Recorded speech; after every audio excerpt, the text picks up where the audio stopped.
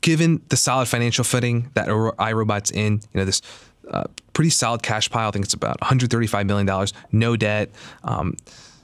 That cash reserve that the company has reduced recently since 2017 because iRobot had shelled out about $150 million to acquire their distribution arms for their products in Japan and Europe.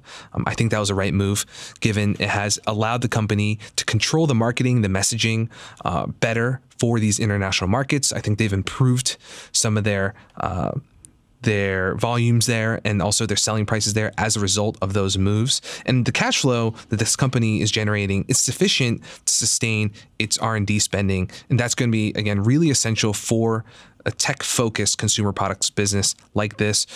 So R&D was at $113 million in 2017, $135 million in a trailing 12-month period. So it's good for about 25% of the company's gross profits. And I think related to that spending and the pretty bright long-term outlook that I think exists for this company, iRobot announced in October a deeper relationship with Alphabet. So you mentioned this at the beginning of the show. Alphabet, obviously a pretty big player at this point in terms of their smart home technology. And on the surface, there's this obvious value add for consumers. For example, they have the ability to use Google smart home devices to give commands to iRobot products. That's something that's available both through Google and Amazon's Alexa.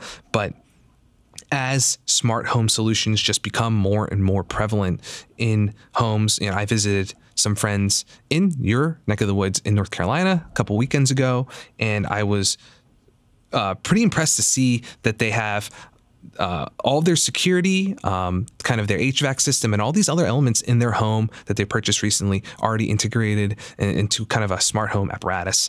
And the more functionality that these smart home devices offer, they'll need more and more data and insight into the physical space. And again, iRobot is the company right now that's best positioned to provide that kind of information, given they've sold 20 million robots around the world. They're in so many homes, kind of collecting and doing that mapping, collecting that data. So on the horizon, you mentioned also the hints of a robotic lawnmower that might be coming soon.